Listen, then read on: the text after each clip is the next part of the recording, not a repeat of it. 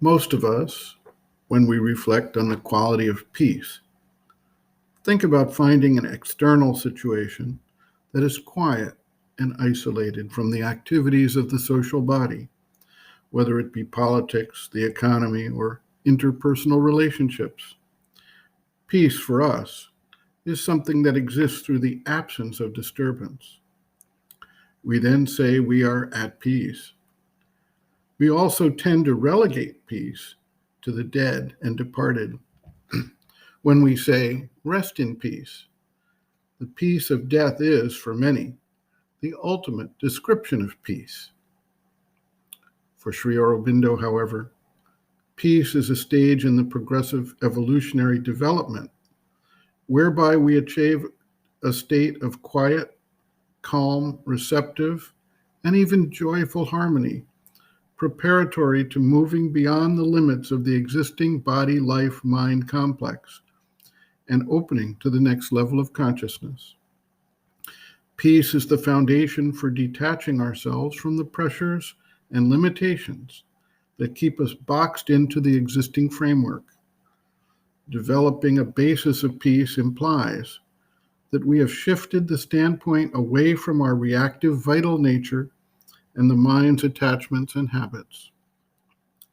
The peace that Sri Aurobindo describes is not a negative state in any sense, but one that can be present and active even in the midst of activity and external events.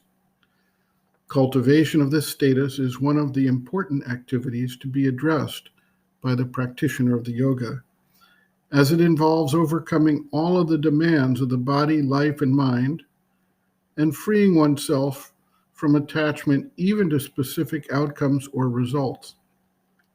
There is no peace if one has expectations or demands from life that are not being met. This is, however, not intended to imply some kind of avoidance or inaction. Rather, it is the inner relationship to things, events, and situations that is being addressed here. Sri Aurobindo notes, quote, peace is more positive than calm. There can be a negative calm, which is merely an absence of disturbance or trouble.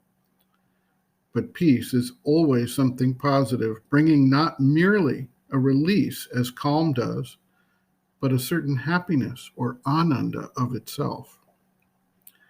There is also a positive calm, something that stands against all things that seek to trouble, not thin and neutral like the negative calm, but strong and massive. In peace, there is, besides the sense of stillness, a harmony that gives a feeling of liberation and full satisfaction.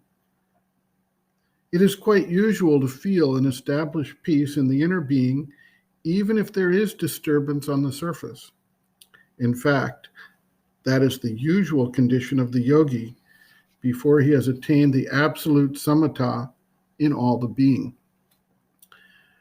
When the peace is fully established everywhere in the being, these things, reactions of the lower vital, will not be able to shake it.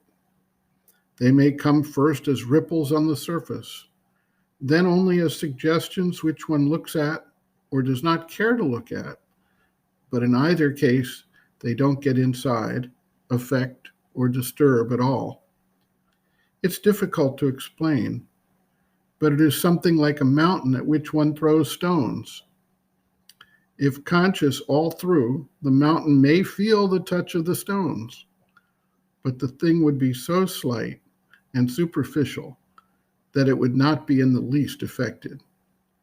In the end, even that reaction disappears. End quote.